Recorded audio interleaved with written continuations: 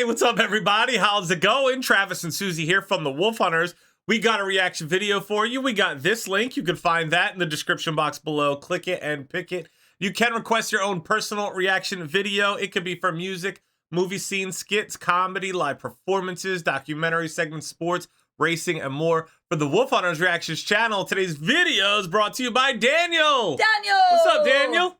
Daniel is bringing us, should you really switch doors in the Monty Hall problem? MythBusters. What's the Monty Hall problem? All right, anyways.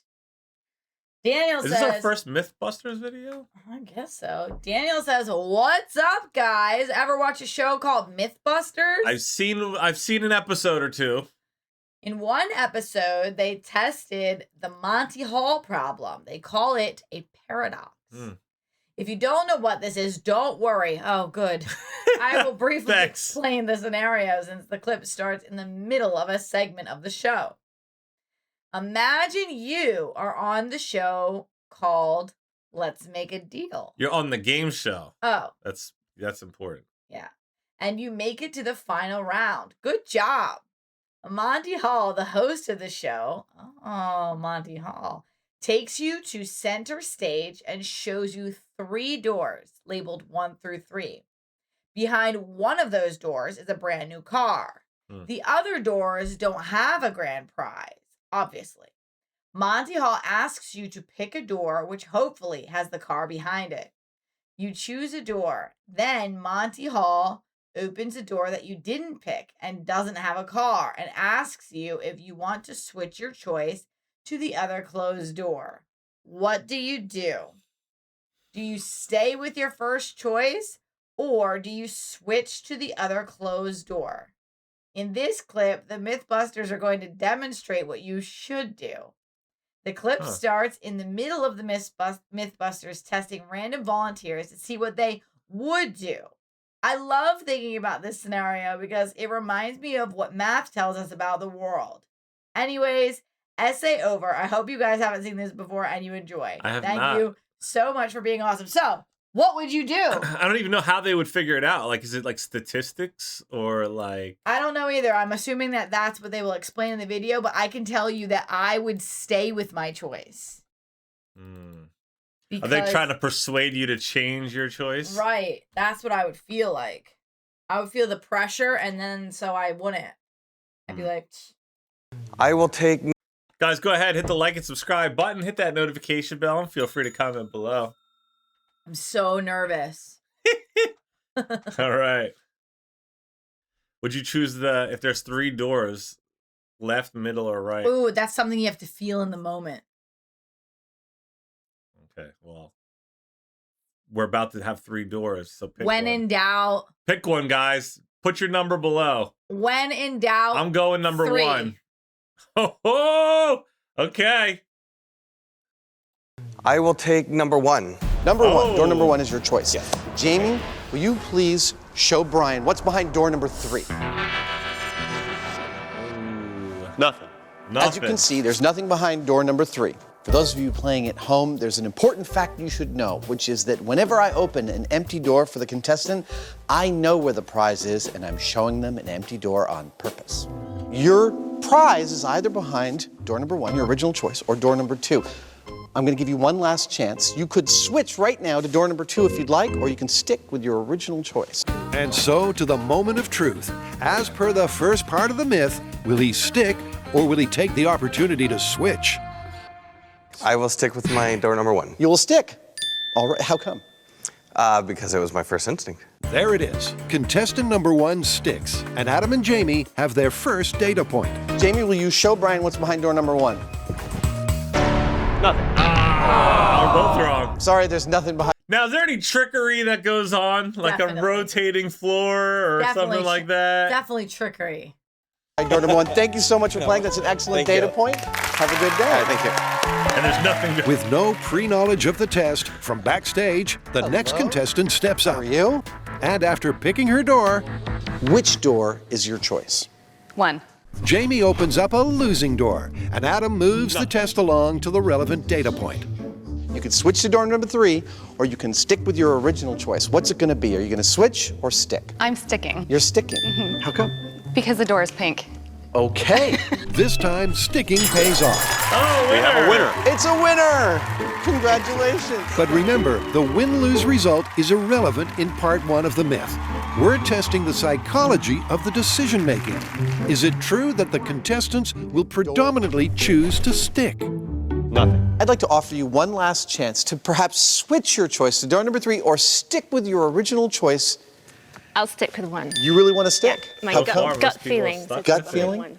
That's 3 from 3. I'm sorry. And as the 100% record in favor of the myth continues, I'ma still go with number 1. things start to get really interesting. I'm going to stick with number 2. You're going to stick with number 2. Is there a reason behind you wanting to stick? First choice. Because it's not just the score that's providing a pattern. I'm going to stick with I feel like if you don't stick, then you like extra kick yourself later. Like, oh, I knew it was the one. You know what I mean? Yeah. 2. Sticking with 3. I'd like to stick with my original. You're going to stick. But the motivation for sticking is becoming clearer. I'm gonna stick. You're going to stick. How come? I guess it's a 50-50 chance. The perception is that with 2 doors left, there's a 50-50 chance of winning. And so there's seemingly no advantage to switching. You know, I trust my instincts. I'm gonna stay with door number 2. And incredibly, as every single contestant decides to stick, I'm going to stay with 3. part 1 of the myth is looking great. Dude, this is so cool. They are all of them sticking with their original choice. I know. It's so cool. I would not have called that. I'll stick with number 1. And to fully decipher the results, Wow. I'm gonna stick. Adam and Jamie roll their game show credits. Fantastic. Congratulations. Thank you. Nicely done. Thank you so much for that. And head back to the shop. So where do we stand? Well, amazingly, our volunteers chose to stick 100% of the time. The second part states that we should see a clear statistical advantage to switching. Did we see anything like that in the numbers? Well, given that nobody decided to switch, we don't really know. Well, clearly, we should run this again. And I think with an equal number of switching iterations to sticking iterations so that we can really compare the numbers. As Jamie said, with all of the contestants sticking, they don't yet have any data on whether switching is advantageous. So test 2 will focus on the statistical paradox. Is switching, in what appears to be a 50-50 situation, really your best bet? To find out, Adam and Jamie will collect a large and definitive sample of 100 data points with an elegant, mechanical mini game show setup. So what I need to do right now is build a physical Monty Hall paradox testing simulator. And it's a machine. I need to think of it like a machine because there's a lot of moving parts. I'm thinking it's going to have 2 sets of 3 doors, one for me, one for Jamie. It's going to have a roll of 50 tests randomly selected, preloaded so that we can cycle through it really fast. It's not going to be a simple build, but I think in the end it's going to be really cool. All right, let's bring it on in. This rig serves a couple of functions. First, it increases our sample size, which in turn increases our accuracy. Secondly, it removes the variable of choice from the equation and puts both switching and sticking on an even playing field. We'll show you how you would fare over time with either choice. So this all looks lovely, but how's it work? You and I are going to run through each of the tests, and each time we win, we take a red piece of paper and we thumbtack it up onto the board behind us. Okay. At the end, we should be able to see visually if there's a difference between me always switching and you never switching, and we should be able to count and compare the numbers.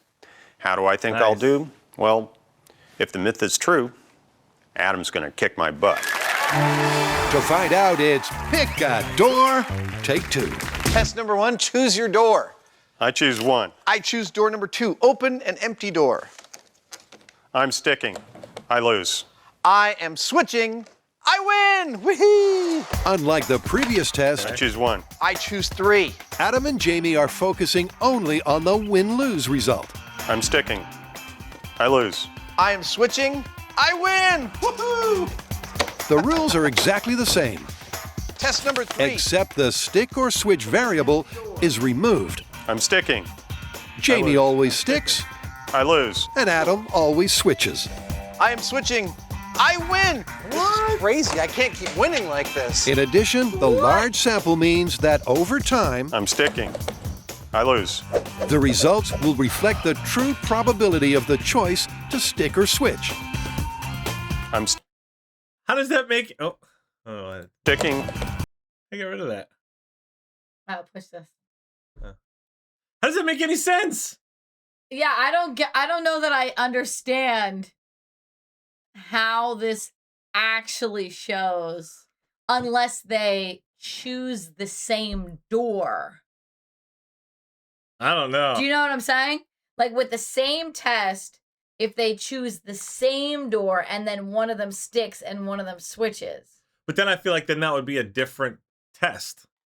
Why would that be a different testing test? picking the same thing versus picking different things? No. But what I'm saying is, if one person picks the first door, and then the second door is open, and then they switch, and the third one is the winner, or they stick, and the first one is the loser, then I feel like that makes more sense for them to have to choose the same door. And then if one of them... We would need multiple people to do the same thing of testing. Because I feel like, or is someone just better at picking? I don't know. All right, let's I win. Hey! But it's not long before the results on the board paint a definitive picture. I choose 2. The Monty Hall paradox is interesting because on the face of it, it seems simple. I am switching. I win! During the final stage of it, you've got 2 choices. You know one of them's a winner and one of them's not, so common sense would tell you that you've got a 50-50 chance of winning, and yet you don't. That's where the paradox comes in. I am switching. I win! 7 in a row, in your face! You could talk about the mathematics and the statistics and the theory and the proofs of this story until you're blue in the face, but the only way to make the numbers truly clear is just to do it, and the results are crystal clear. Switching is far better than sticking with your original choice. It's messing with my head a little bit. What's going on here is really interesting. Yes, tell If me. the prize is equally likely to be behind each of the doors, then if a player picks door 1, there's a 1 in 3 chance the prize is behind it. That means that there's a 2 in 3 chance that the prize is behind doors 2 and 3. Now take away door 3, and there's still a 2 in 3 chance that it's behind door 2. So switching effectively doubles your chances of winning. So what advice can we offer our viewers about the Monty Hall paradox? Well, clearly if you're ever playing this game, you will have an overwhelming urge to stick with your original choice. But given the fact that the host knows where the prize is and shows you an empty door, it is always an advantage for you to switch. Then it would be confirmed. Totally confirmed. Guys, go ahead, hit the like and subscribe button. I want to see the comments. Oh, section. yeah, let's see what it says down there.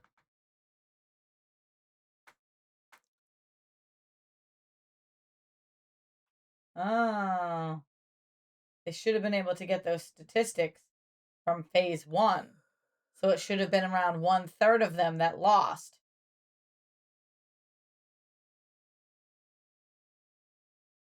Where people get hung up on this is that the host is not picking a random door. They are picking a door that they know not contain. Oh, yes. Yes. Yes. Whew. I can't believe how many times, though, that one got right. So I guess if you're ever in that situation, just switch. I don't know if I would be able to. Red, red, red. No, last minute, switch to black. Oh my gosh. Someone said, I misread the title and thought Monty Python problem. So did I. I was like, oh, this is going to be about Monty Python. And then as I read the note, I realized I was wrong. That's so funny. Thank you so much for sharing that with us. That was a cool video to That was add to the cool. I channel. love that. Yeah, I like it. It was different. If you guys want to request your own personal reaction video, find that link in the description box below. Click it and pick it. Check out the playlist. We'll get up on the screen. Stay tuned. Stay positive. We love you guys. We'll see you next time. Bye. Bye. I just wanna bang my leg. I just wanna